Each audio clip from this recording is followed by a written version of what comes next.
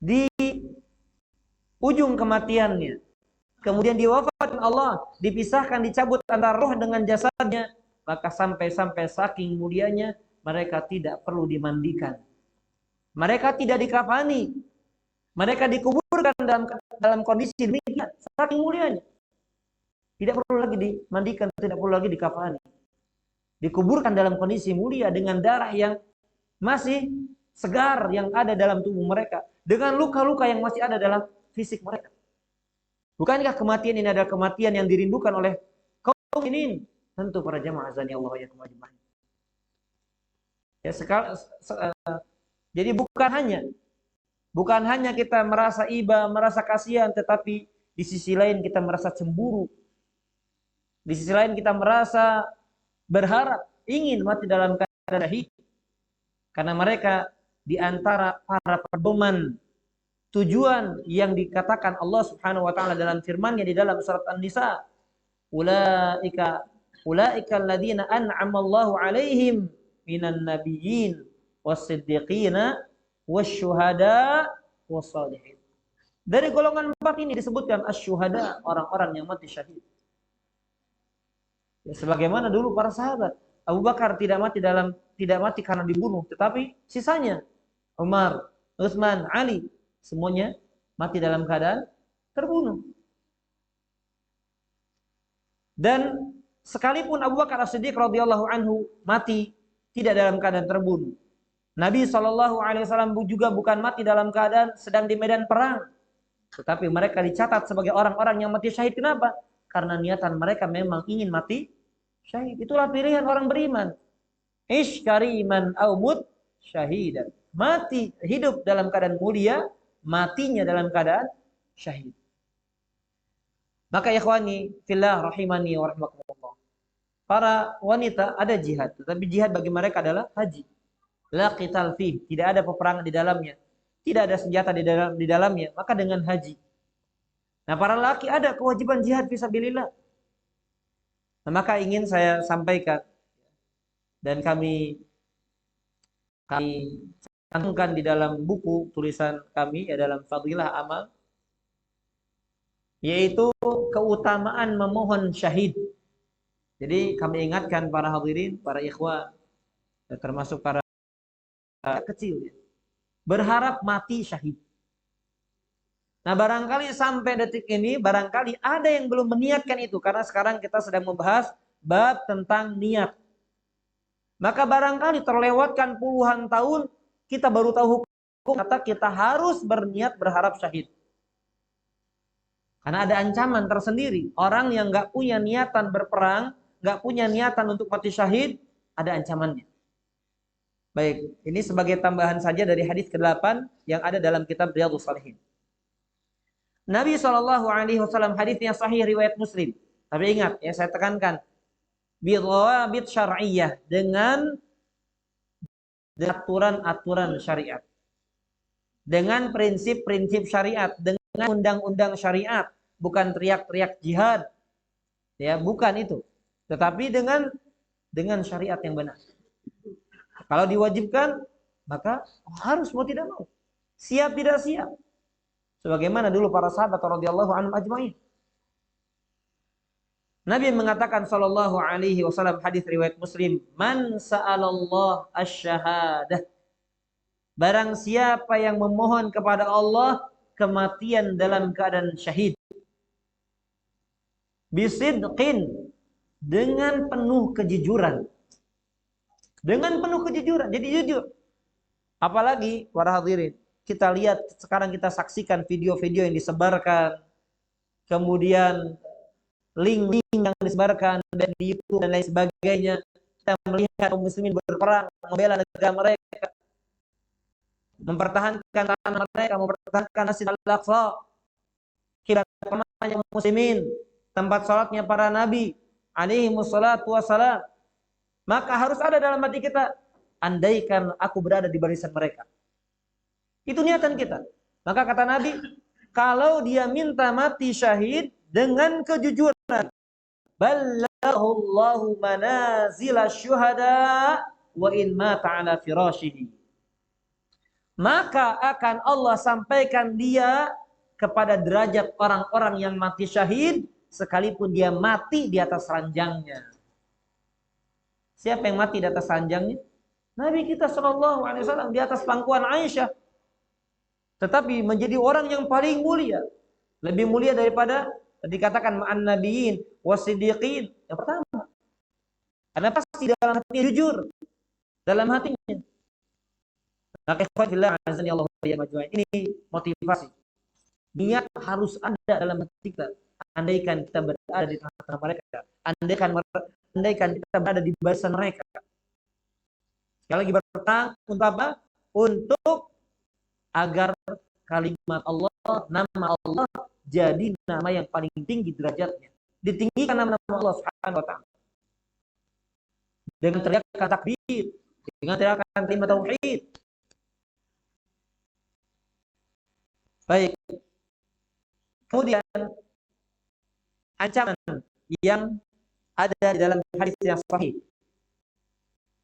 Dari sahabat Abu Hurairah radhiyallahu anhu, beliau berkata, "Man mata wa lam yaghzu wa lam yuhaddits bihi nafsahu mata ala syu'batin minan nifaq." Barang siapa yang nanti mati, dan semoga kita pasti mati. Barang siapa yang nanti kita akan mati, siapapun yang mati dan dia nggak pernah sedikit berperang atau belum pernah ada niatan perang dalam hatinya, nggak pernah dalam hatinya ada keinginan untuk berjihad di jalan Allah, kata Nabi Shallallahu Alaihi Wasallam, maka dia mati membawa perangai kemunafikan. Maka dia mati dalam keadaan munafik. Jadi hadisnya ya ada pilihan, karena memang kita belum saatnya, ya, belum kesempatannya berjihad, belum saatnya kita berjihad. Beda dengan kaum muslimin yang sedang berada di situ, ya mereka jihad fisabilillah, tinggal meluruskan niat mereka saja. Karena memang diserang harus melawan. Jadi yang harus kita rasakan. Nah, maka kita yang memang tidak kesempatannya ini, ingat ya, bukan sebagaimana sebagian kelompok yang teriak jihad melawan tagut, melawan pemerintah, ya, bukan itu, bukan. Ini penyimpangan. Tetapi kalau ulil amri telah memerintahkan aparat yang resmi atau rakyat yang punya kemampuan, siapa yang punya mampu berperang jihad Allah dan kita tidak berperang, atau misalnya tidak kesempatan disangin, sekarang ini kita belum ada kesempatannya, maka kemudian tidak ada niat dalam hati kita untuk berjihad jalan Allah, nanti na'udzubillah dia matinya dalam keadaan mati orang munafik. Kenapa disebut dengan mati dengan orang munafik? Karena orang munafik paling takut dengan apa? Dengan jihad. Mereka takut dengan kematian. Beda dengan orang beriman, memang cari mati orang beriman itu. Itulah makanya kenapa mereka nggak takut. Kenapa? Karena mereka berharap mati, matinya dalam dan syahid. Jadi apa yang mereka takut? Tidak ada yang mereka takut. Sebagaimana yang kita pernah singgung, orang sahabat yang bahkan belum sempat mandi besar, habis berhubungan dengan istrinya. Siapa namanya?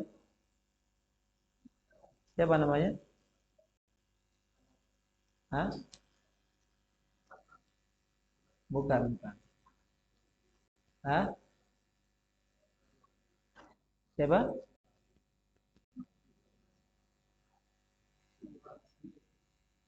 Bukan itu. Saya tidak. Yang baru, dia baru menikah, ya. Baru menikah, kemudian baru berhubungan suami istri, belum sempat mandi besar, tiba-tiba ada panggilan jihad. Bayangkan kalau kita bentar mandi dulu. Sejebur, 2 jebur, 3 jebur kan begitu. Akhirnya apa? 3 jebur kalau kita, ya. Lihat panggilan jihad, langsung apa? Langsung sami'na wa ata'na ya Rasulullah, panggilan Allah ini. Maka apa? Maka kisahnya dia dimandikan oleh malaikat-malaikat Allah. Saking mulianya. Dimandikan oleh malaikat Allah Subhanahu wa ta'ala. Maka lihat, barang siapa yang dalam hati enggak ada keinginan, matinya munafik. Nah kan orang-orang munafik dulu bagaimana kondisi mereka? Mereka ikut jihad. Tapi kalau kaum muslimin sedang sedikit, mereka ikut sekutu kaum musyrikin, kaum kafirin. Kalau kaum mukminin sedang banyak, ikut, oh saya bersama kalian. Itu orang munafik. Nauzubillah min dzalik, ya. Dan ini sekali lagi keinginan kita sesuai dengan apa yang disampaikan Nabi SAW. Dan kalaupun ada perintah jihad, maka yang sesuai dengan syariat, bukan saya mau ke sana kunjungan, sekalian jihad. Enggak. Kalau sedang kunjungan tiba-tiba diserang, ya baru kita juga ikut jihad karena melawan atau membela diri kita termasuk jihad. Man qatala duna malihi fa huwa fi sabilillah. Barang siapa yang membela hartanya, ingin dirampok kemudian dia bela hartanya, maka dia mati. Kalau dia mati terbunuh, dia di jalan Allah. Man qatala duna nafsihi fa huwa fi sabilillah. Barang siapa yang membela dirinya, dia ditolong misalnya, membela dirinya, ternyata dia kalah, dia mati, maka dia matinya di jalan Allah Subhanahu wa taala. Ya. Maka niatkan. Ya, minimal niatkan, minimal cemburu, minimal iba, minimal ada tekad kita dalam meniatkan kebaikan-kebaikan di dalam hati kita. Baik, ini sebagai tambahan dari hadis yang ke-8. Kita lanjutkan di hadis yang ke-10 ya. An Abi Hurairah radhiyallahu anhu. Dari sahabat Abu Hurairah. Abu Hurairah siapa namanya? Ini sering disebut Abu Hurairah. Siapa nama aslinya? Jangan nggak kenal Pak ya dengan sahabat. Apalagi yang sering meriwayatkan hadis. Siapa namanya? Abdurrahman bin Sakhr. Ya, Abdurrahman bin Sakhr. Abu Hurairah. Karena memang sering gaul dengan apa? Kucing, punya kucing kecil beliau. Hurairah. Dan punya kucing-kucing ya. Jadi yang ada riwayatnya sering dekat dengan kucing itu Abu Hurairah, bukan Rasulullah. Saya nggak pernah dapatkan Rasulullah ya diriwayatkan bahwasanya Rasulullah hewan favoritnya adalah kucing, nggak pernah. Karena saya nggak suka kucing, jadi saya cari itu hadis nggak ada. Dan orang-orang yang suka kucing biasanya nyari-nyari kecintaan Rasulullah, padahal nggak ada. Ya nggak ada hadisnya. Kalau Abu Hurairah, beliau berkata Rasulullah Shallallahu Alaihi Wasallam bersabda, salatul rajuli fi jama'ah tazidu ala salati fi suqihi wa baitihi wa salati bid'an wa 20 darajah. Wa dzalika anna ahadahum idza tawadda fa ahsana al-wudu thumma atal masjid la yuridu illa salat la yanhazu illa salat wa lam yakhtu khatwatan illa rufi'a lahu biha darajah wa hata anhu biha khati'atun hatta yadkhula al-masjid fa idza dakhala al-masjid kana fi as-salati ma kanat as-salatu hiya tahbisu wal malaikatu yusalluna ala ahadikum ma dama fi majlisil ladzi shalla fihi yaqulun Allahumma arhamhu Allahumma ighfir lahu Allahumma tub alaihi ma lam yu'dhi fihi ma lam yuhdits fihi. Muttafaqun alaih. Nabi sallallahu alaihi wasallam berkata, salatnya seseorang, di sini dikatakan laki-laki ya. Walaupun sifatnya umum. Salatnya seseorang dalam keadaan berjamaah, maka pahalanya dilebihkan daripada dia sholat sendirian, baik di pasar atau di rumahnya atau dimanapun tempatnya. Berapa pahala yang Allah lebihkan ketika dia berjamaah dengan dia sholat munfarid atau sendiri? Berapa? 27 derajat ya. Bid'an wa 20 darajah. Di sini 20 sekian kalimatnya, bukan 27. Di sini 20 sekian derajat. Tidak disebutkan 7. Kenapa bisa demikian? Kata Nabi, wadzalika, alasannya karena salah seorang di antara mereka kalau mereka berwudu kemudian mereka memperbaiki wudunya. Jadi artinya serius dalam wudunya, perhatian terhadap wudunya. Kemudian mereka datangi masjid, yang mana datangnya mereka ke masjid tidak ada tujuan lain kecuali apa? Sholat. Beda dengan ke masjid ada janjian sekalian sholat. Nah, ini beda ya. Paling apa? Sholat gitu. Nggak ada yang dituju kecuali sholat. Tidak ada yang mendorongnya kecuali sholat. Maka lihat kata Nabi Shallallahu Alaihi Wasallam, tidak satu langkah yang dilangkahkan dengan kakinya kecuali satu langkah tersebut mengangkat derajatnya satu derajat di hadapan Allah. Berarti makin jauh, makin banyak derajat yang diangkat oleh Allah. Dan dihapuskan darinya satu kesalahan sampai dia masuk ke dalam masjid. Berarti yang pakai motor, pakai mobil enggak ini ya, karena enggak ngelangkah. Saya juga sama berarti ya. Nanti kita jelaskan ya. Jadi sampai masuk ke dalam masjid. Apabila dia masuk ke dalam masjid, kana fi shalah. Nah, maka ketika para hadirin, orang yang sudah masuk masjid, yang tadi dari rumah masing-masing atau dari tempat tinggal masing-masing, tidak ada tujuan lain datang ke masjid ini kecuali untuk salat, misalnya, ya, maka selama dia berada di dalam masjid, sekalipun nggak sholat, dicatat sebagai orang yang sholat. Bayangkan, ini besarnya, ini agungnya, ini spesialnya, ini istimewanya niat. Dia belum sholat, baru niat sholat, masuk masjid udah dicatat orang yang sholat. Selama sholat yang mengikat dia berada di masjid. Kenapa? Kenapa kamu di masjid nunggu sholat? Nunggu apa? Nunggu sholat. Kenapa? Belum dikumandangkan iqamah. Atau setelah sholat. Kenapa kamu di masjid? Ya ini kan maghrib. Daripada saya pulang, saya nunggu sholat aja. Berarti yang menahan dia berada di masjid apa? Apa? Sholat. Jadi selama sholat yang mengikat dia berada dalam masjid. Dan juga kata Rasulullah SAW, para malaikat bersalawat kepada orang tersebut selama dia berada di majelisnya, di tempat duduknya, ya, di tempat sholat dia. Dan malaikat tersebut berdoa kepada Allah dengan dua doa. Ya Allah rahmati dia, ya Allah ampuni dia, dan ya Allah terima taubat dia. Dengan tiga berarti ya. Malam yu'dhifi, selama dia tidak melakukan gangguan. Malam yuhditsfi, dan selama dia tidak batal wudunya. Jadi ini keutamaan, di antara keutamaan menanti satu salat dengan salat lainnya selama wudunya terjaga, ya. Baik ikhwani fiddin rahimani wa rahimakumullah taala.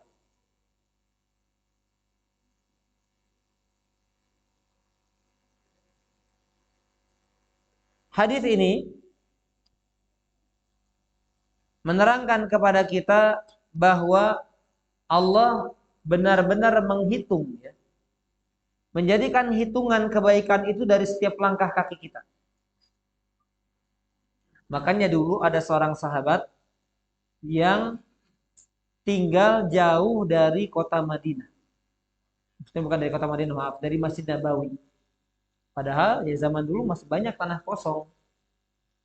Maka ditanya oleh Nabi, wahai fulan, kenapa engkau tidak bikin rumah saja dekat masjid ini?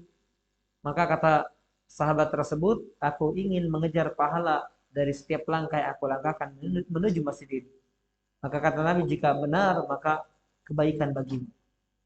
Nah, jadi kalau kita umroh jangan mempermasalahkan hotelnya jauh, ya, justru bagus, ya, kecuali memang dia pengen dekat, ya, khawatir kalau jauh jadi malas berangkat. Dan ada seorang kakek yang usianya sudah di atas 70 tahun, ada dikisahkan di dalam sebuah kisah yang di-share oleh kawan saya. Dia menggunakan tongkatnya dan setiap hari, setiap waktu dia masih datang ke Masjid Nabawi. Dengan satu tongkatnya, si kakek tersebut senantiasa berada di Masjid Nabawi. Dia senantiasa datang ke Masjid Nabawi. Nah, satu langkahnya diangkat derajat dan satu langkahnya dihapuskan dosa. Ini keutamaan yang sangat besar yang dijanjikan Rasulullah Sallallahu Alaihi Wasallam. Baik, jamaah rahimani wa rahimakumullah taala.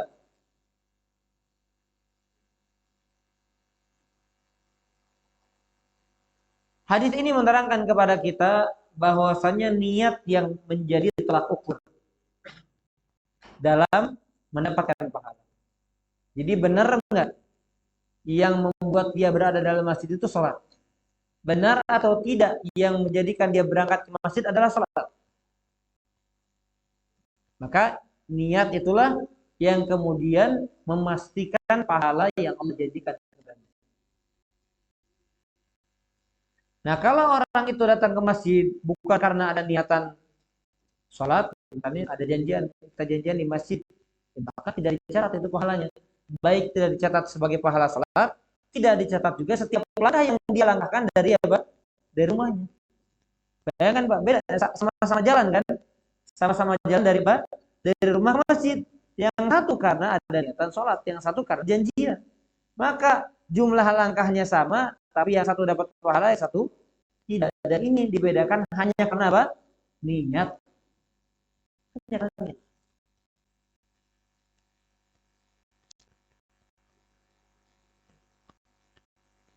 Baik, jamaah rahimani wa rahmatullah taala.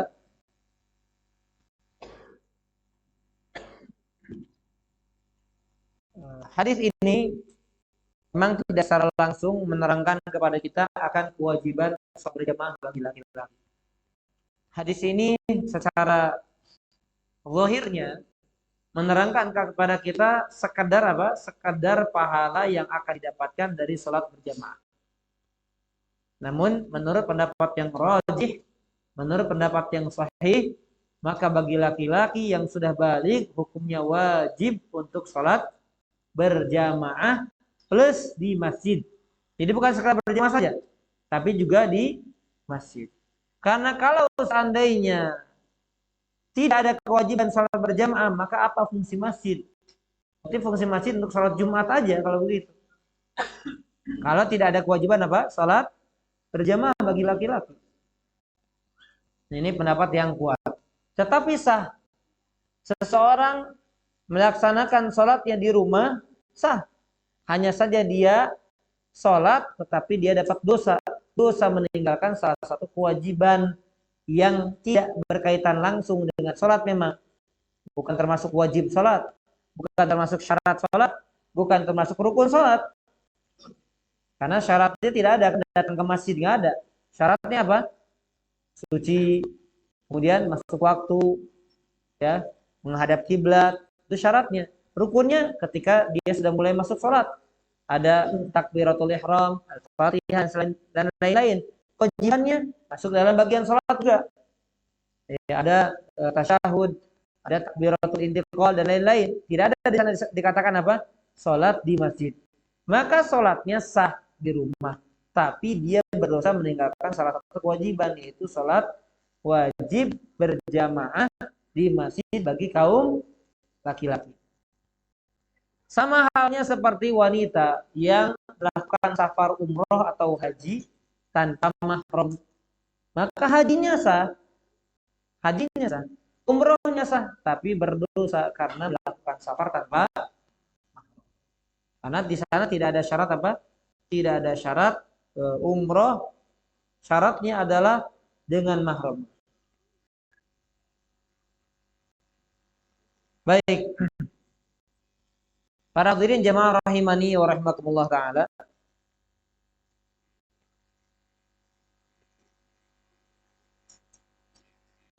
Bolehnya seseorang melaksanakan sholat di pasar. Karena di sini kan dikatakan di pasar, jadi boleh melakukan sholat di pasar. Ya, dalam artian misalnya tidak ada atau jaraknya jauh dengan masjid tidak bisa ditempuh. Nah, tetapi yang terbaik misalnya di pasar ada musola yang dibangun untuk kemudian dilaksanakan sholat 5 waktu, maka boleh. Sama seperti misalnya musola-musola yang ada di kantor, boleh sama di sana, tidak masalah. Kemudian melaksanakan sholat berjamaah di musola kantor tersebut.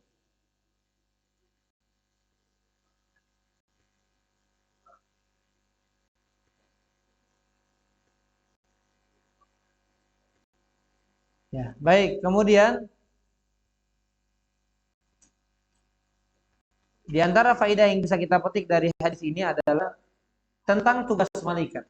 Jadi ada di antara para malaikat Allah Subhanahu wa taala yang ditugaskan hanya untuk apa? Mendoakan kaum muslimin. Jadi udah tugasnya itu. Tugasnya ada orang di majelis ilmu, ada orang di masjid nunggu sholat, kemudian apa? Doakan. Dan itu aja tugasnya. Karena ada tugas yang mengemban wahyu, ya. Kemudian mengatur hujan, meniup sangkakala, bertanya di alam barzakh, mencatat perbuatan dan perkataan manusia. Nah, ada tugas malaikat yang apa? Yang doa, mendoakan kaum mukminin dan memintakan ampun untuk orang-orang yang beriman. Sebagaimana ditegaskan di dalam firman Allah surat Ghafir. Ya, surat Ghafir ayat yang ke-7. Kata Allah, alladzina yahmilunal arsy. Nah, ada juga yang tugasnya memikul arsy-Nya Allah. Kemudian waman haulahu yusabbihuna bihamdi rabbihim. Dan yang ada di sekitar arsy Allah itu mereka bertasbih memuji Allah. Dan juga ada yang wayastaghfiruna lilladzina amanu. Dan ada malaikat-malaikat yang mendoakan orang-orang beriman. Ya. Baik, ini hadis yang ke-10. Kita masuk dalam hadis yang ke-11.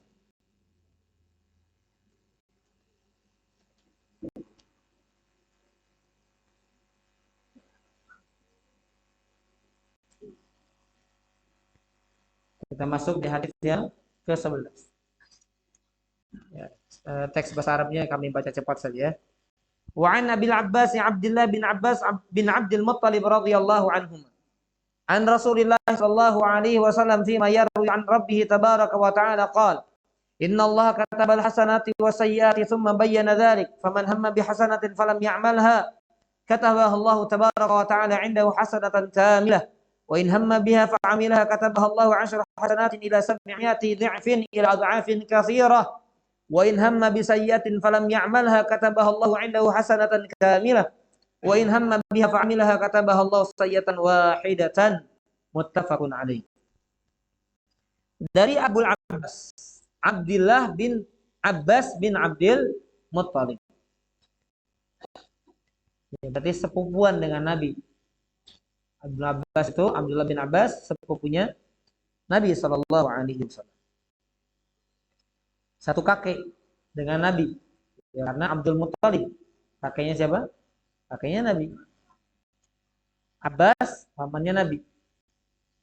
Dari Rasulullah Shallallahu Alaihi Wasallam dari apa yang diriwayatkan dari Robnya. Nah, ini termasuk hadis apa? Hadis qudsi.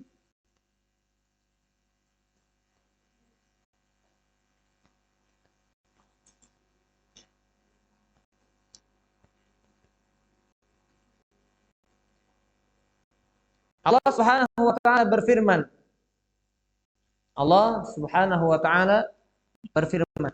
Firman-Nya ini dalam hadis qudsi.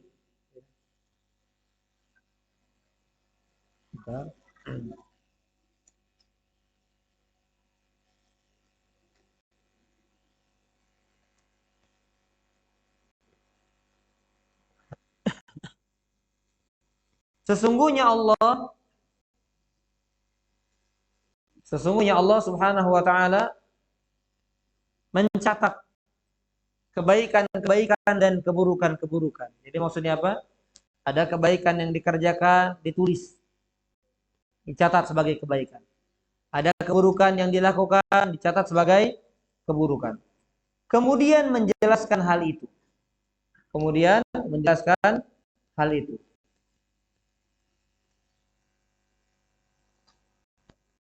Apa penjelasannya? Barang siapa yang hamma. Hamma itu dalam bahasa Arab artinya apa? Azama. Hamma itu azama. Artinya sudah bertekad. Bukan terbesit, bukan.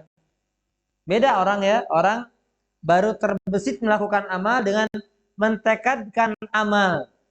Beda. Orang terbesit melakukan dosa dengan mentekadkan melakukan dosa. Itu berbeda, kondisinya berbeda. Derajatnya pun berbeda. Maka di sini kata Allah, barang siapa yang mentekadkan sebuah kebaikan dan belum dikerjakan.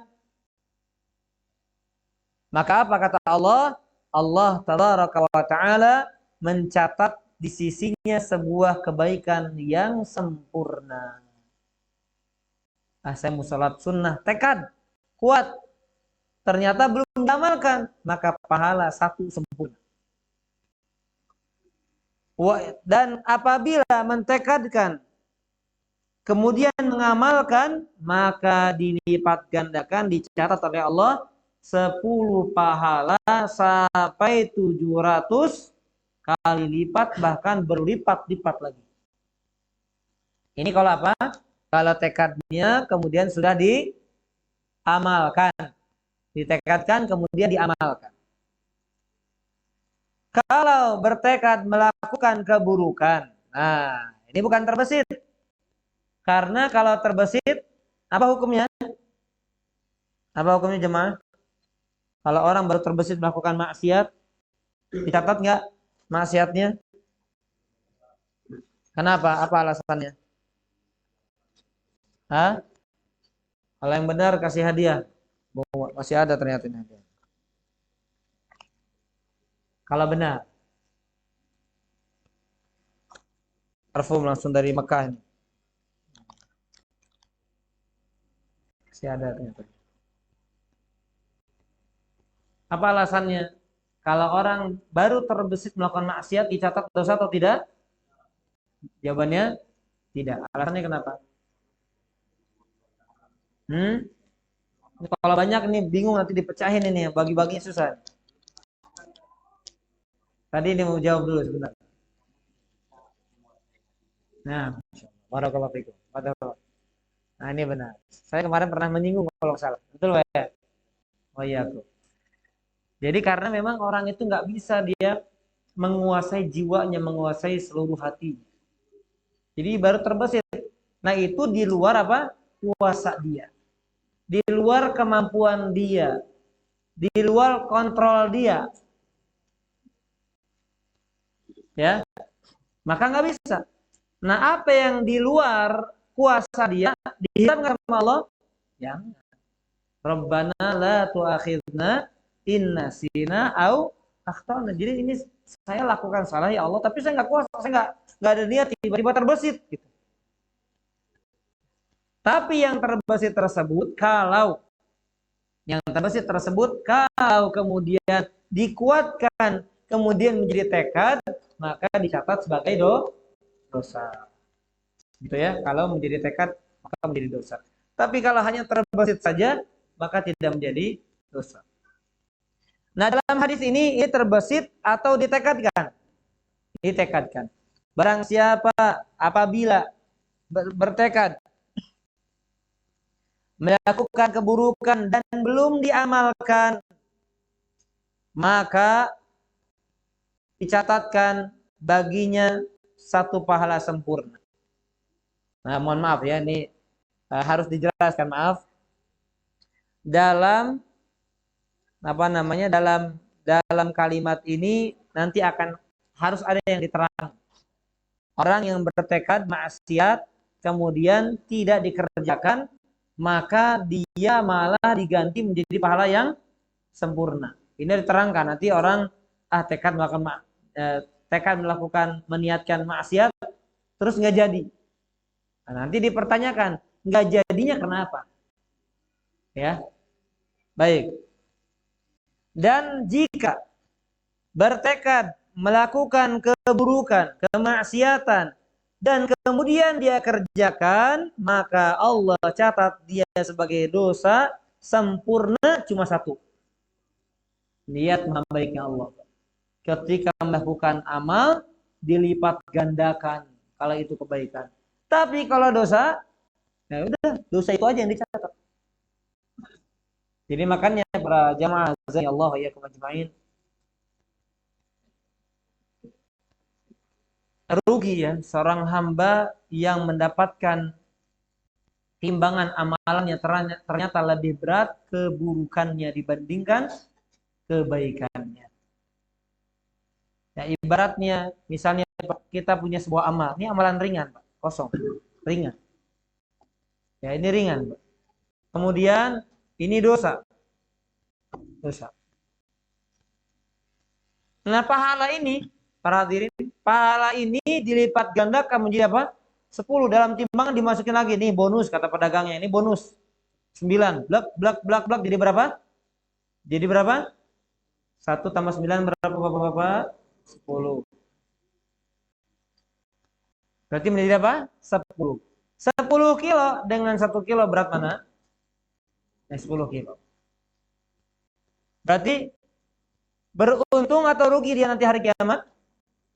Beruntung, karena timbangan amal kebaikannya lebih berat dibandingkan timbangan amal keburukan.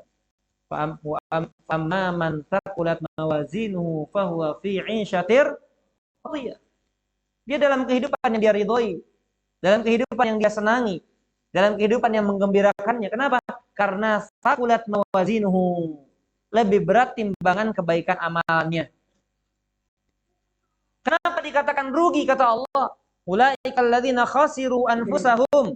Mereka adalah orang-orang yang rugi di dalam surat Al-A'raf, masih di halaman pertama itu, Pak. Orang yang wal waznu yauma idzinil haq. Timbangan pada hari ini adalah timbangan yang benar, nggak bisa dicurangi, nggak bisa. Nggak bisa diakal-akalin, nggak bisa diganjal pakai batu bata misalnya, nggak bisa. Biar lebih berat di timbangan amal kebaikan, nggak bisa. Hak.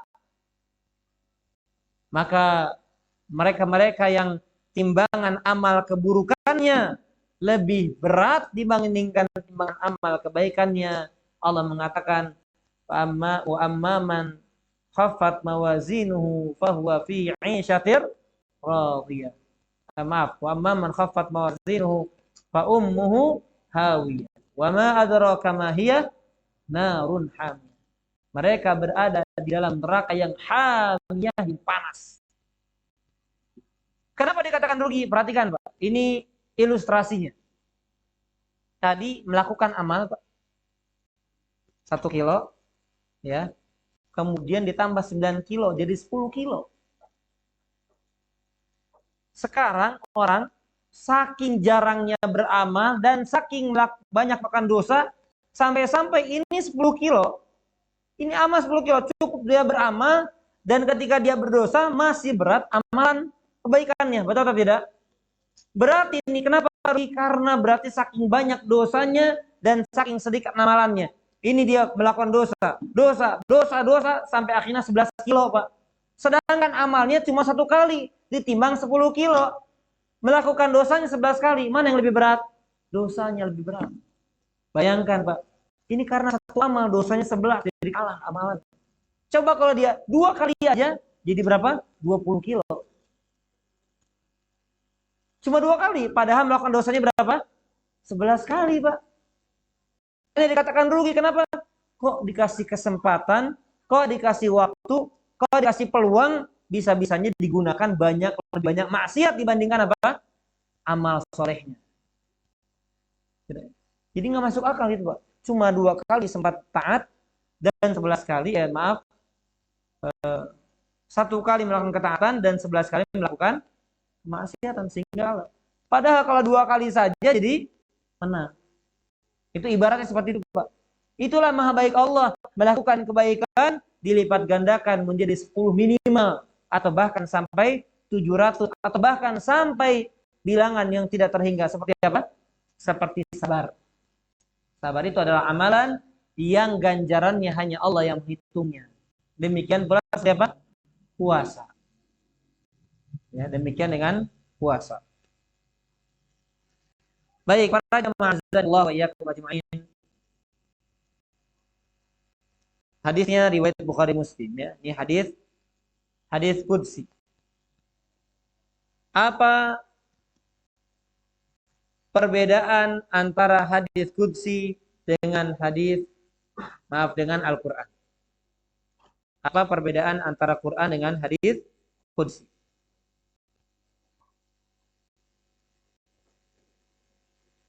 Apa di antaranya?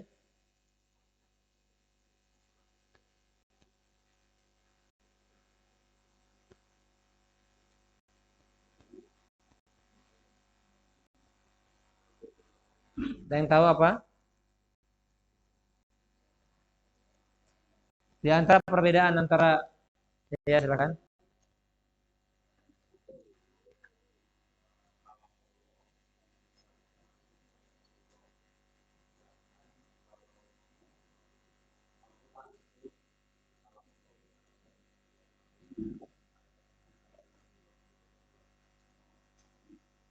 Itu aja. Itu salah satunya. Baik, barakallahu fiik. Ya, silakan.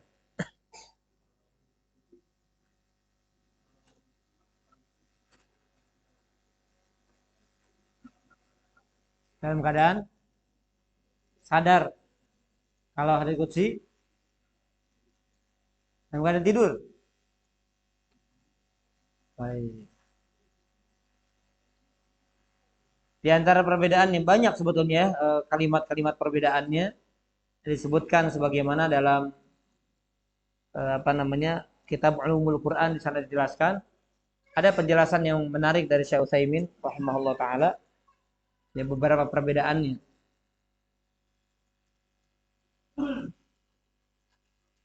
Baik.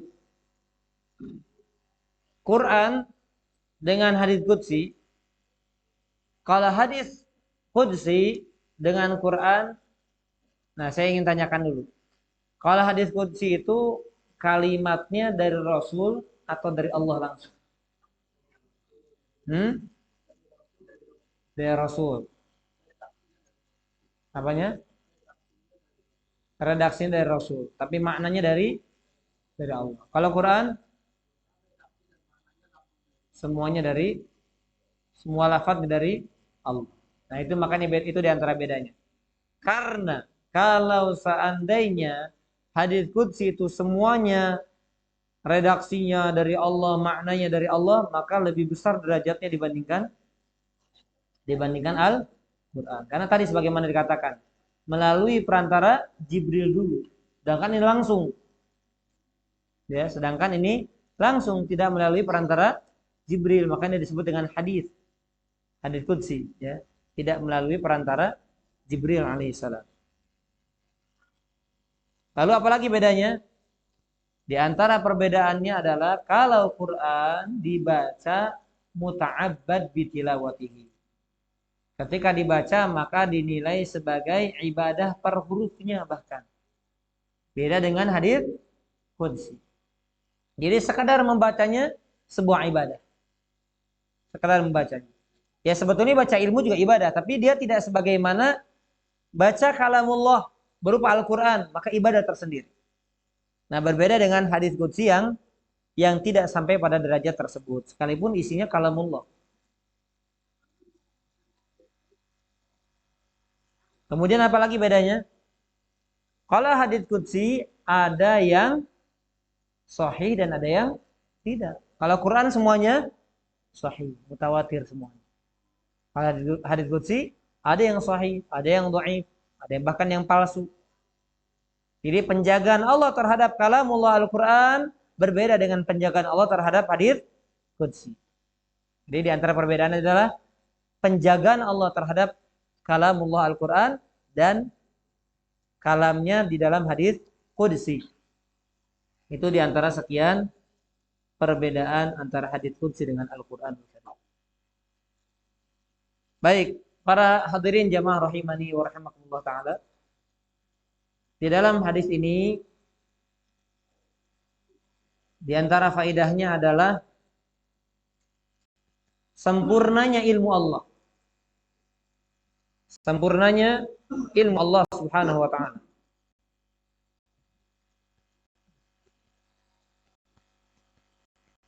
Bagaimana maksudnya sempurna ilmu Allah? Maksudnya adalah lihat sampai apa yang terbesit, sampai apa yang ada dalam hati manusia diketahui oleh Allah. Padahal kan berapa juta orang, apalagi di zaman dulu miliaran orang, triliunan orang. Tapi Allah tahu semua isi hati manusia. Jadi tidak ada sedikit pun yang tersembunyi, baik di langit maupun di bumi, dari pengetahuan Allah Subhanahu wa taala.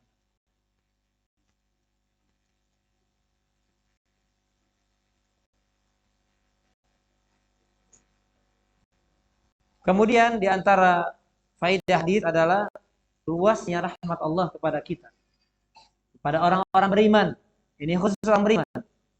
Karena kenapa? Karena ketika mereka beramal, orang-orang beriman ini beramal, maka kartu kebaikan dilipat gandakan Allah. Ini karena Allah merahmati kita.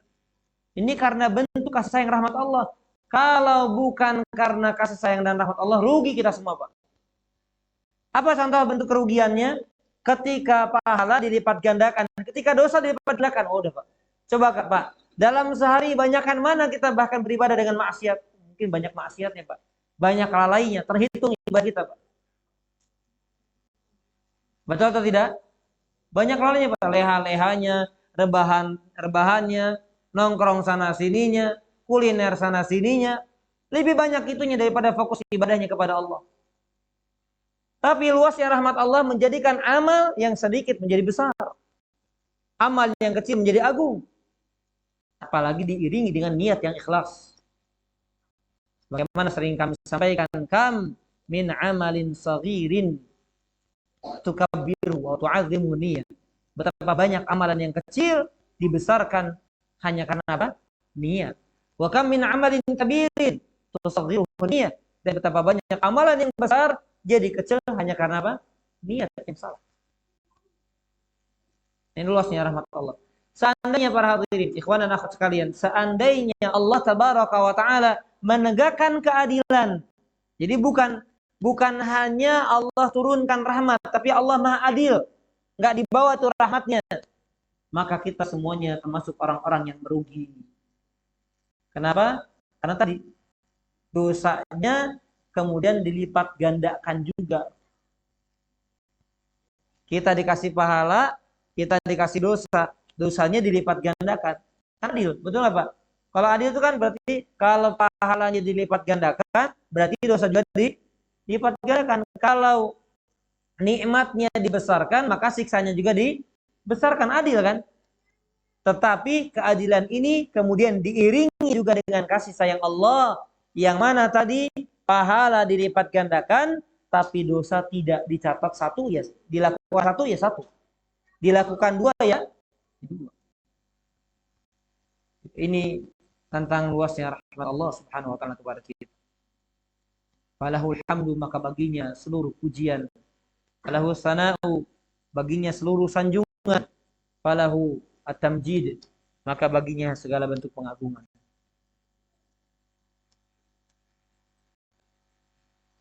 Kemudian yang berikutnya. Nah, ini penting juga ya. At-tafakkur fil hasanat sababu fi amaliha. Sababun fi amaliha. Memikirkan, merenungkan kebaikan, ini salah satu sebab kita mengamalkannya. Jadi Pak, minimal kebaikan itu direnungkan, diniatkan, dipikirkan. Saya kalau punya uang, insya Allah berarti bisa haji tahun depan. Dipikirkan dulu aja Pak. Minimal mikir dulu Pak. Kalau aduh nggak kepikiran, udah. Kepikiran aja enggak, gimana mau diamalkan? Jadi minimal apa? Tafakur dulu. Ditafakuri dulu apa yang diamalkan. Kenapa? Karena ia menjadi salah satu pintu seseorang bisa mengamalkan amalan yang dipikirkan tersebut. Misalnya orang belum nikah, itu kepikiran nikah, belum kepikiran. Walaupun ada orang belum kepikiran, ternyata lebih cepat daripada orang yang mikir nikah terus, tapi belum nikah. Misalnya, ya. Tapi ini salah satu sebab atau salah satu pintu seseorang bisa mengamalkan. Kemudian juga sebaliknya, at-tadzakur qabla sayyi'at yarda anha. Mengingat keburukan itu menjadi salah satu sebab dia meninggalkannya. Jadi kalau dia ingat, maksudnya dalam tanda kutip, dia ingat dengan akibatnya, dia ingat dengan apa yang dia akan dapatkan, dia ingat dengan laknat Allah, dengan ancaman Allah, maka kalau kita mengingat itu, bukan memikirkan ya. Jadi kalau dosa itu bukan dipikirkan, tapi diingat dalam rangka agar kita tercegah tidak melakukan itu.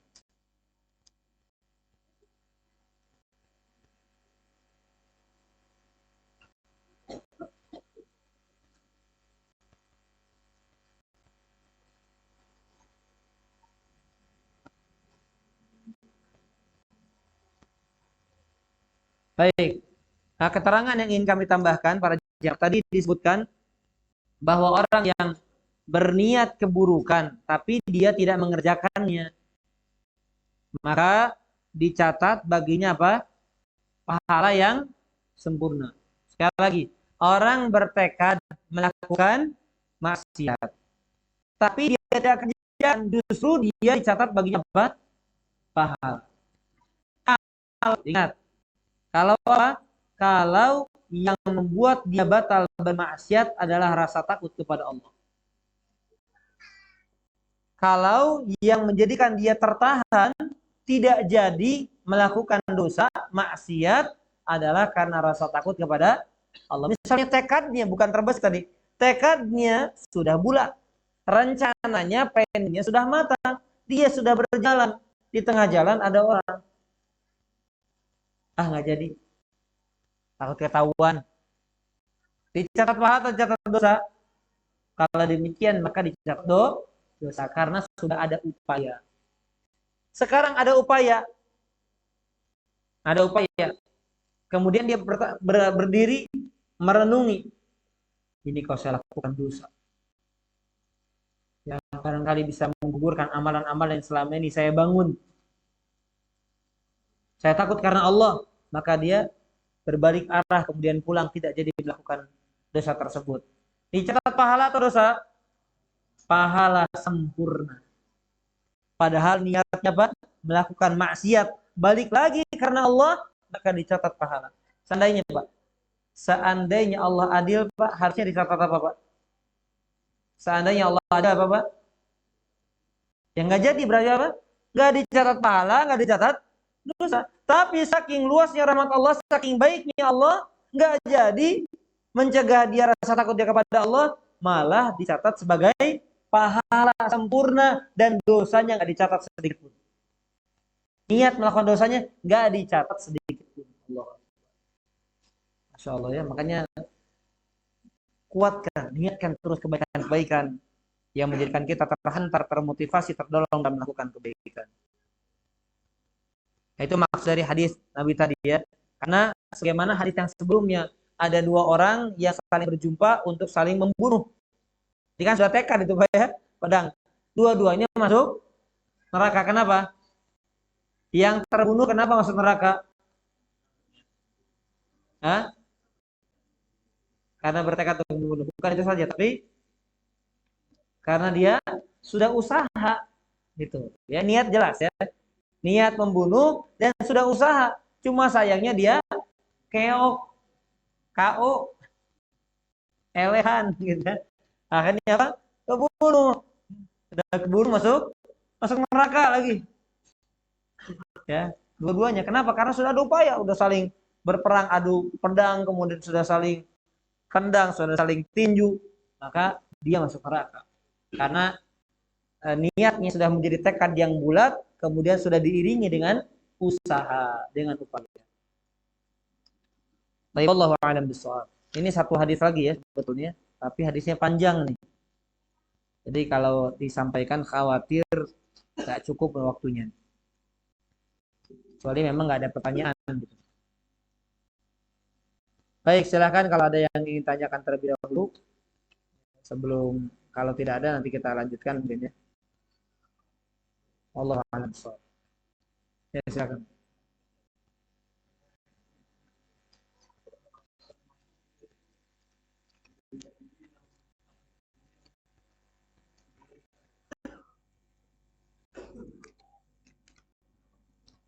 Sampai batasan mana kita boleh membunuh ketika kita berniat membela diri? Ya sampai batasan orang tersebut membunuh kita, kemudian kita lawan. Kalau dia misalnya ngerampok kita, Pak, ya, kemudian kita lawan, kemudian dia kabur misalnya, ya jangan kita kejar kemudian kita bunuh dari belakang, kita tusuk padahal dia udah kabur, nggak boleh, ya. Misalnya dia sudah nodong dengan pistolnya misalnya atau dengan sajamnya, senjata tajamnya. Kemudian ketika kita bergerak, dia mau bunuh, ya kita lawan. Akhirnya saling berantem, kita bulat kita, dan dia mau bunuh kita berarti kan? Karena dia membunuh kita, ya kita juga lawan. Akhirnya kita yang membunuh dia. Nah di situ berarti kita pun ketika membunuh tidak salah, dan ketika kita terbunuh kita yang syahid. Nah kalau di negeri kita repot, karena ya banyak kejadian kan membela diri malah dia yang dipenjara. Kenapa? Ya lapor dulu. Gimana mau lapor, kita udah perang gitu ya.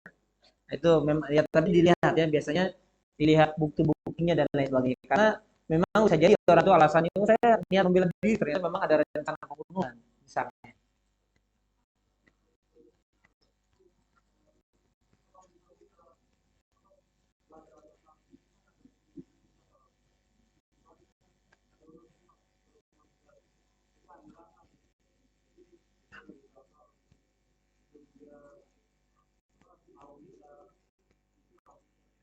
Waduh, tadi resikonya besar, nanti kalau mati syahid, gitu ya. Jadi ya sekarang gini, itu kan beranggapan ya, orang ini merampok misalnya. Kejadian ini, bapak sendiri ada ikhwan, akhirnya dia bunuh. Apa?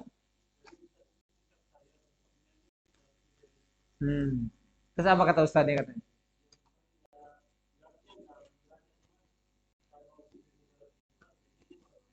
Oh iya betul. Ya Allah alam ya. Kalau secara zahir yang pandangan kami secara zahir, misalnya dia mau rampok, kemudian cari aman, ya dari belakang kita tusuk ya. Harusnya kalau mencari aman, entah kita teriaki misalnya, atau kita misalnya ikat atau gimana gitu ya, atau kita misalnya pedang, kalau punya pedang misalnya dia nggak bawa senjata tajam, ya kita ancam. Kalau langsung tusuk, ya, khawatir juga gitu, Pak. Karena bisa jadi dia nggak ada niat bunuh, hanya nyuri kemudian pergi, nggak ada niat. Kemudian ternyata nggak terjadi, kita malah bunuh, ya khawatir itu, Pak. Khawatir. Ya Allah alam bisawab. Khawatirnya kamu bayar utang, gitu, Pak. Bukan minjem duit, bayar utang. Ya baik, silakan. Benar.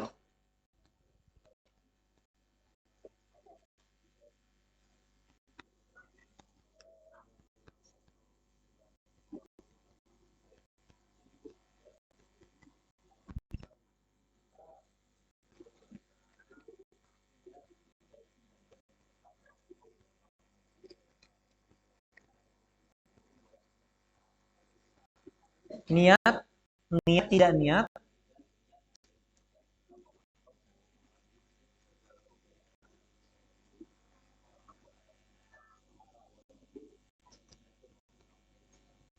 Ya.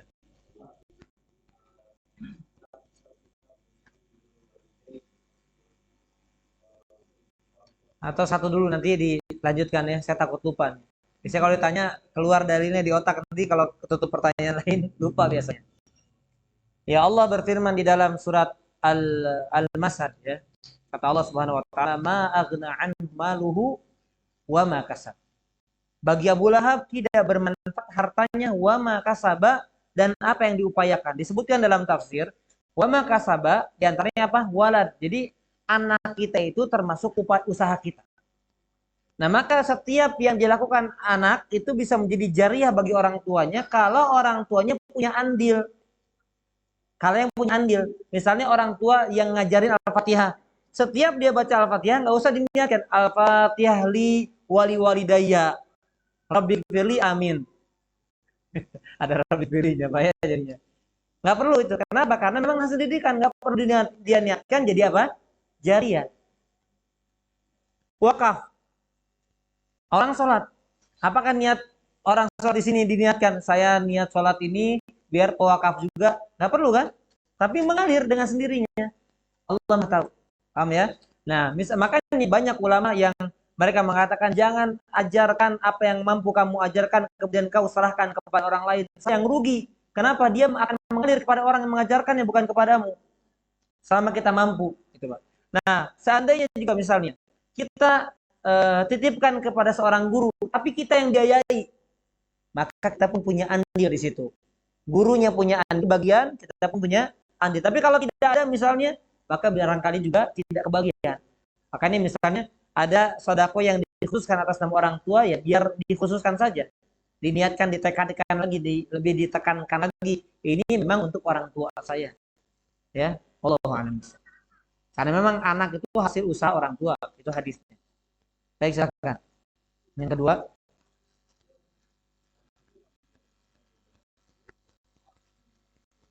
orang tua sudah meninggal. Hmm.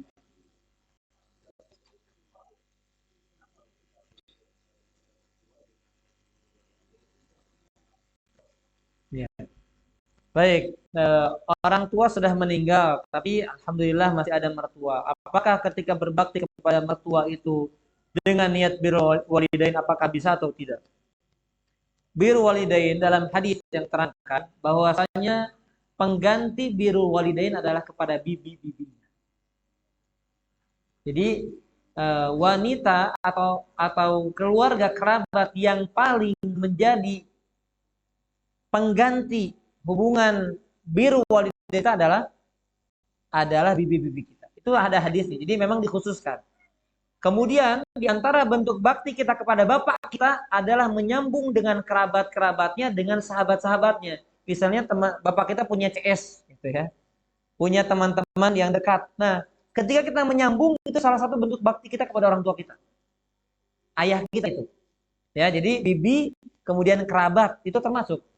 Wallahu alam apakah mertua bisa menggantikan posisi orang tua, tapi tidak sama ya yang pernah saya dengar dari faktor Masyayikh, mertua tidak sama seperti orang tua. Walaupun dia mahram bagi kita selama-lamanya, tapi tidak sama. Tapi kita termasuk berbuat baik, namanya secara umum bukan bakti tapi ihsan.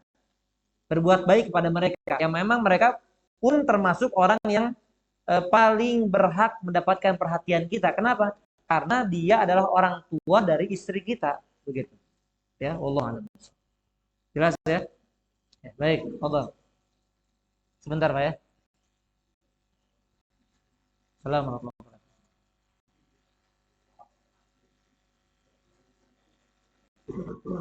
Melakukan agak kerasan.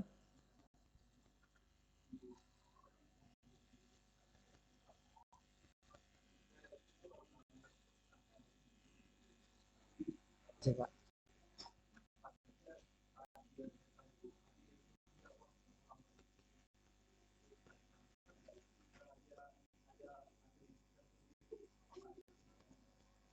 Iya.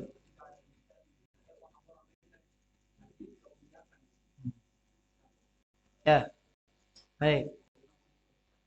Nanti yang kedua boleh, boleh. Mau 2, 3, 4, 5, 10, Anda pulang. Boleh nanti yang kedua, cuma saya suka lupa. Ya, jadi saya jawab dulu. Ini pertanyaan dari ikhwah agar faedahnya sampai kepada akhwat atau juga rekaman ya agar terdengar. Ketika seorang ingin melakukan sebuah amalan yang memang bisa disembunyikan seperti sedekah, maka kemudian diamalkan itu. Sembunyi-sembunyi, tidak ada yang mengetahui kecuali dirinya, malaikat-malaikat Allah yang mencatat dan Allah Subhanahu wa taala yang Maha mengetahui.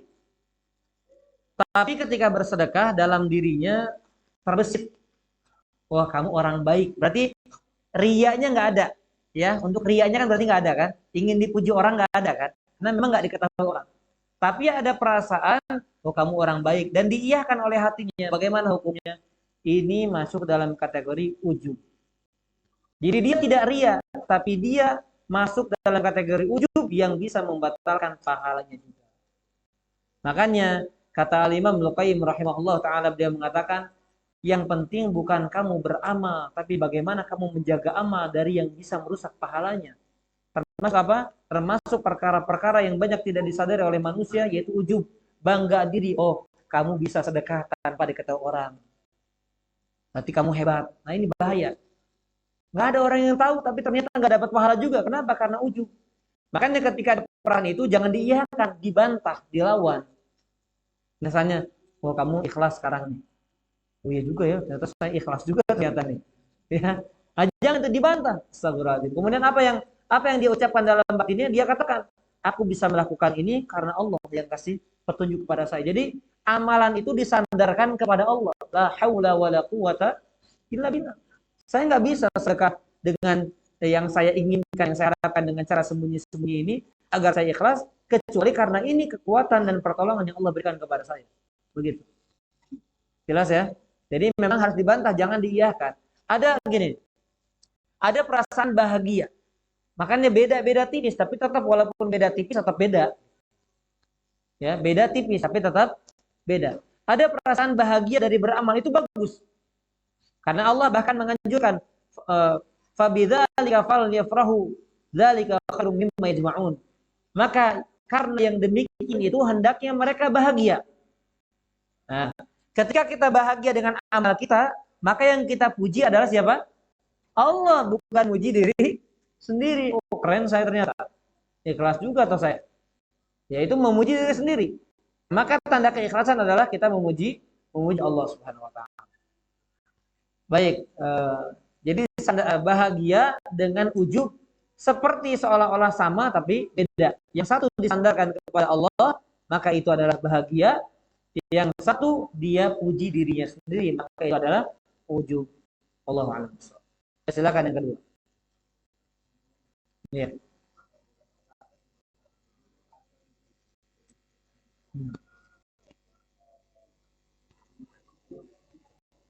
Ya, kalau ya baik.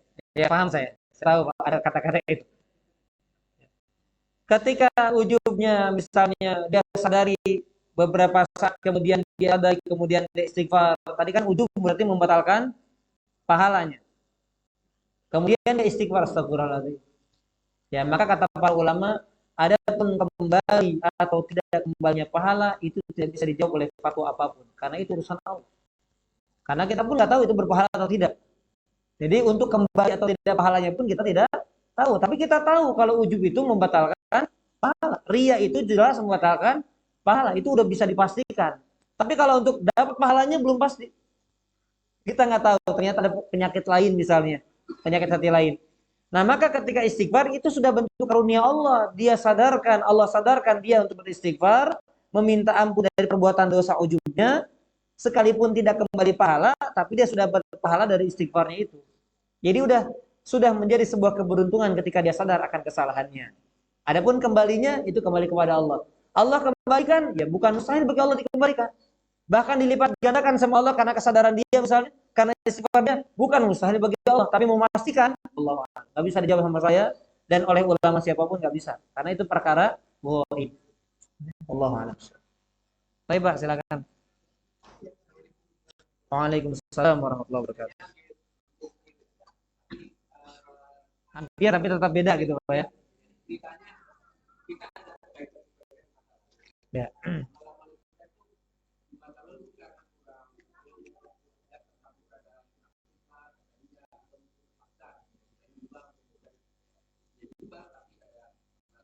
Ganjel. Ya.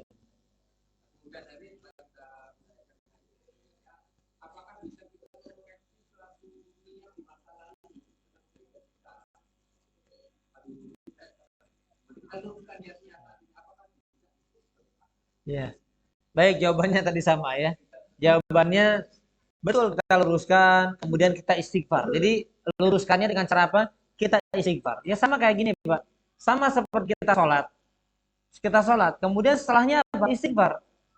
Kenapa istighfar? Karena kita sadar, oh sholat kita nggak khusyuk, sholat kita pikirannya kemana-mana. Itu kan ya. Maka dengan apa? Diluruskan amalan dengan istighfar. Dan memang demikian kata para ulama, termasuk Syekh Abdul Razak, ulama kontemporer di zaman sekarang. Beliau mengatakan, bahkan dari itu menunjukkan setiap selesai kita beramal, anjurannya justru istighfar. Ya jangankan masa lalu Bapak, yang baru aja Pak, istighfarin. Kenapa? Karena kita nggak tahu. Dan pasti kita menyadari kalau amal kita ini sebetulnya nggak pantas untuk ditujukan kepada Allah. Ya, misalnya Allah menanyakan, kamu beramal? Ya, ya Allah beramal. Udah pantas dihadapkan ke saya? Pasti kita Pak kalau kita renungkan secara mendalam, oh ini nggak pantas dihadap, malu saya untuk dihadapkan kepada Allah. Ya Bapak misalnya punya apa namanya air mineral ini Pak, dibungkus sama Bapak, dikasih hadiah sama presiden Pak. Malu nggak Pak? Cuma ngasih ini doang. Ya malu. Nah apalagi kepada Allah, malu kita dengan sholat kita, dengan dakwah kita yang mungkin masih tercemar dengan niat-niat tidak baik, dengan sodakoh kita dan lain sebagainya, malu.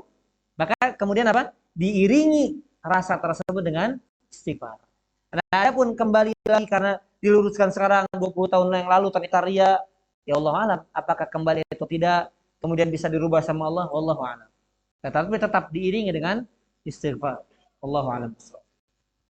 Baik, ada lagi yang tanyakan? Silakan. Mungkin cukup untuk tanya jawab saja ya. Ini itu Pak ya. Waalaikumsalam warahmatullahi wabarakatuh.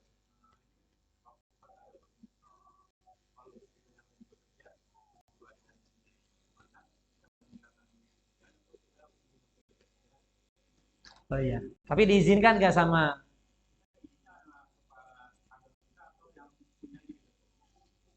kepala kantor kan dia perwakilan yang punya. Ya setahu saya begitu. Ya jadi memang sudah diserahkan kepada kepala kantor kan kepala kantor ditunjuk oleh owner begitu ya. Maka kalau kita memang diizinkan ya lebih baik. Dan bahkan memang kalau wajib ya tidak berkaitan lagi dengan jam kerja. Karena ini sudah jamnya menghadap Allah yang sifatnya wajib. Kecuali Bapak misalnya maba atau maba apa ya, belok untuk kajian. Nggak boleh walaupun kajian. Ya saya mau kajian, kajian sunnah nggak boleh. Karena jam kerja. Karena bisa dilakukan di luar itu. Nah kalau kalau jam sholat, ya memang harus di waktu itu. Maka justru tinggalkan pekerjaan itu. Ya, kita boleh izin. Maka lebih baik kita sholat di awal waktunya. Allahu a'lam. Baik, silakan Pak. Nanti kita jawab ini ya. Waalaikumsalam warahmatullahi wabarakatuh.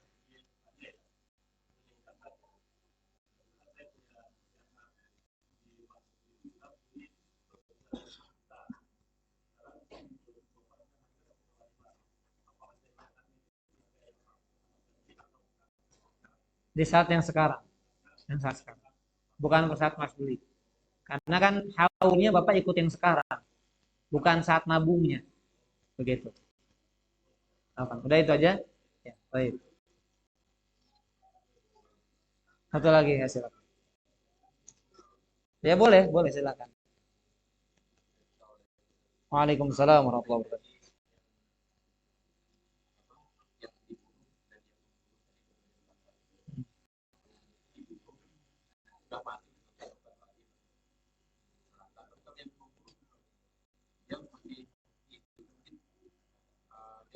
Bertobat. Nah, iya. Iya, baik. Bagus pertanyaan ya.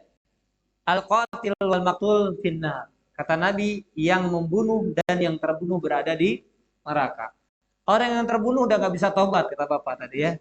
Udah di neraka sudah. Nah, bagaimana dengan orang yang hidup, yang membunuh, bukan yang terbunuh? Ya, ceritanya dalam hadis ini memang berarti dia nggak tobat, Pak. Ceritanya. Tapi kalau ceritanya tobat, ya beda lagi ceritanya, Pak. Berarti nggak ada kata-kata dari binar gitu, Pak. Karena apa? Karena kalau tobat itu berarti apa? Menghapuskan semua dosa seperti dia baru terlahir lagi. Ya, kalau orang bertobat, maka seolah-olah dia nggak pernah melakukan pembunuhan tersebut. Begitu, Pak ya. Tetapi karena eh, tobatnya membunuh, Pak, tobatnya membunuh, kalau memang dia misalnya ada wali kan dia harus bayar fidyah atau minta dimaafkan atau kisos, begitu ya. Allah. Tapi kalau misalnya membunuhnya nggak ketahuan, ya nggak ada yang tahu, walinya nggak tahu juga, makanya cukup dia tobat sama Allah saja. Allah a'lam. Jadi kalau tobat beda lagi ceritanya. Dan babnya nanti setelah ini, bab taubat kita pas lain. Setelah ikhlas baru bab taubat. Ya satu hadis lagi insya Allah. Baik, saya bacakan dulu pertanyaan yang ada di kertas. Assalamualaikum warahmatullahi wabarakatuh. Waalaikumsalam. Afan Ustaz izin bertanya, jika kita berbuat baik kepada orang tua termasuk pahala besar. Maka jika orang tua kita sudah wafat, maka kita berbuat baik kepada bibi. Apakah itu termasuk ke dalam pahala besar berbuat baik kepada bibi? Sebagaimana berbuat baik kepada kedua orang tua? Dan apakah wajib berbuat baik kepada bibi dan dilarang durhaka kepadanya? Juga berkata kepadanya. Apakah itu termasuk dosa besar Ustaz? Syukran. Baik, bibi termasuk tadi ya kita jelaskan sebagai wakil daripada kita bakti setelah wafatnya orang tua.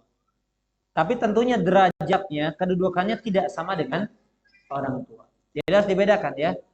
Derajatnya tidak sama dengan orang tua. Jadi bukan berarti nggak boleh beda ya.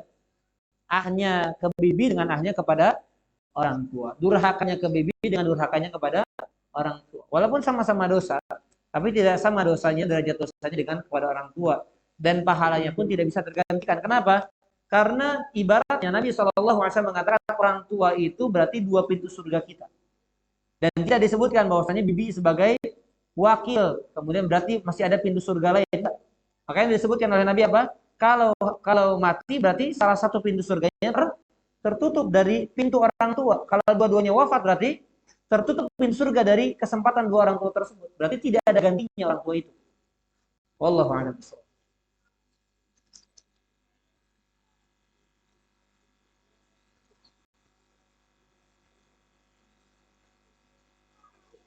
Afan Ustaz, jika kita melakukan dosa dicatat satu dosa, bagaimana dengan dosa besar seperti syirik? Apakah dicatatnya satu dosa atau lebih? Ya, kalau syiriknya misalnya syirik besar, dicatat satu dosa syirik besar. Hanya saja apa namanya? Konsekuensinya walaupun dicatat satu dosa besar tapi menghapuskan semua amal yang ada. Itu kalau dosa syirik apa? Besar. Ibadah puasa kita, saum kita, zakat kita, haji kita, umroh kita, semuanya dibatalkan, dihapuskan sama Allah hanya karena kita melakukan dosa syirik besar. Nah, pertanyaan nanti disambungkan dengan dua pertanyaan tadi. Kalau taubat gimana? Balik lagi nggak tuh? Udah semuanya 60 tahun kita sudah ibadah. Balik lagi nggak? Wallahu a'lam. Ya, intinya rugi, tapi beruntung Allah wahyukan atau Allah ilhamkan, Allah tunjukkan kepada dia agar dia bertobat. Yang harusnya terjamin masuk neraka selama-lamanya, betul nggak? Kemudian apa dia bertobat? Justru misalnya di ujung akhir kehidupannya dia bertobat, justru masuk surga dengan sebab itu. Walaupun sebelumnya melakukan dosa syirik besar. Itulah nikmatnya, itulah anugerah dan kebaikan daripada tobat kepada Allah SWT. Seorang anak menempati rumah orang tua dengan cara mengontraknya. Selama ditempati ada kerusakan. Lalu dia perbaiki yang rusak tersebut. Setelah orang tuanya meninggal, ia meminta biaya yang sudah dikeluarkan untuk perbaikan rumah tersebut. Dan ini tidak ada akad dari awal mengenai biaya perbaikan tersebut.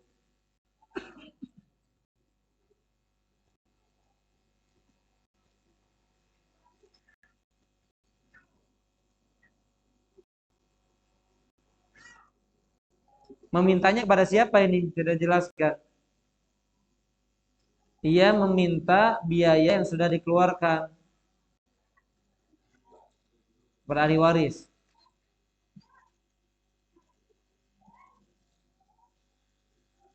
Apakah ini termasuk hutang kepada orang tua atau dan mengontrakannya itu di bawah harga pasar? Gimana? Gimana? Jadi hutang apa mengontrak? Pertanyaannya. Ya Allah alam. Intinya kalau orang tua sudah meninggal berarti dia sudah tidak ada beban lagi. Kenapa? Karena sudah jadi warisan semuanya. Jadi kalau ada anak yang ngutang setelahnya, ya utang anaknya berarti, bukan utang orang tuanya. Karena kan setelah meninggal sudah harta itu sudah berpindah kepada ahli waris. Oh, ini menempati rumah orang tua baru meninggal setelahnya begitu ya mungkin. Ya Allah alam. Saya nggak bisa merinci karena belum terlalu paham ya dan banyak.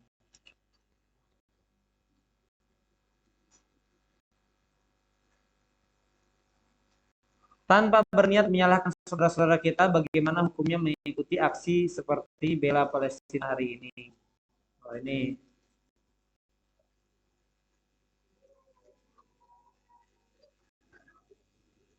ya. Baik, intinya saya hanya menasehati secara umum saja ya.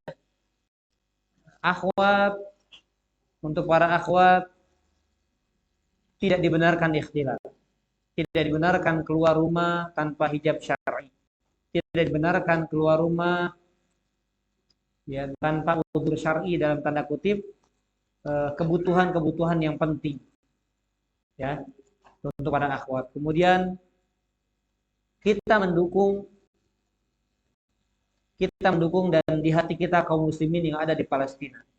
Dan tentu dukungan yang kita lakukan harus sesuai dengan syariat. Di antaranya adalah dengan kita mendoakan, dukungan kita kepada mereka dengan kita membantu dengan materi yang kita miliki. Nah, maka itu insya Allah termasuk cukup bantuan yang kita berikan kepada mereka. Ya, kalau kita bisa membantu dengan jiwa raga kita, selama itu tidak menyalahi syariat, maka tentu ya walaupun misalnya kita belum mampu apa-apa, tapi masih kita bisa bantu, nolong mereka. Ya kan kita pistol aja nggak bisa megang, malah ngerepotin kalau kita jihad di sana misalnya. Ya maka apa yang kita mampu maka kita lakukan. Wallahu a'lam. Nyafan anak Kenapa ya? Karena terkadang seperti ini madharat dan fitnahnya lebih besar kalau dijawab.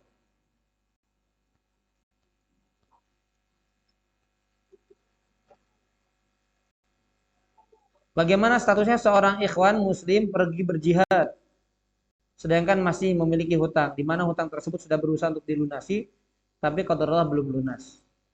Apakah jika ada panggilan untuk berjihad harus berangkat atau tidak, mengingat hutang yang masih ada? Nah sekarang kan belum ada, jadi bayar hutang dulu aja. Ya, nanti kalau sudah ada tanya lagi sama saya. Ya, kan ini kan baru baru ini kan ya, baru apa namanya? Baru kemungkinan kalau seandainya baik, kalau seandainya ada nanti langsung datang ke rumah saya tanya lagi. Ya, apakah harus berangkat atau tidak? Karena belum terjadi, maka sekarang upayakan dulu bayar hutang. Ya, intinya para jamaah, untuk hutang itu selama kita berupaya jujur, sudah berusaha, kemudian qadarullah wafat, maka Allah yang akan bayar.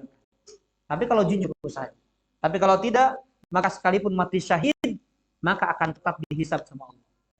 Karena Nabi ketika berbicara tentang orang yang mati syahid, kemudian dia di jalan Allah, kata Nabi. Maka dibisikkan atau berbicara malaikat Jibril kepada Nabi. Kata Jibril, kecuali orang yang hutang. Maka Nabi mengatakan, kecuali yang punya hutang kepada para sahabat. Maka orang yang punya hutang pun tertahan, nggak bisa masuk surga dulu. Sekalipun matinya syahid. Wallahu a'lam bishawab.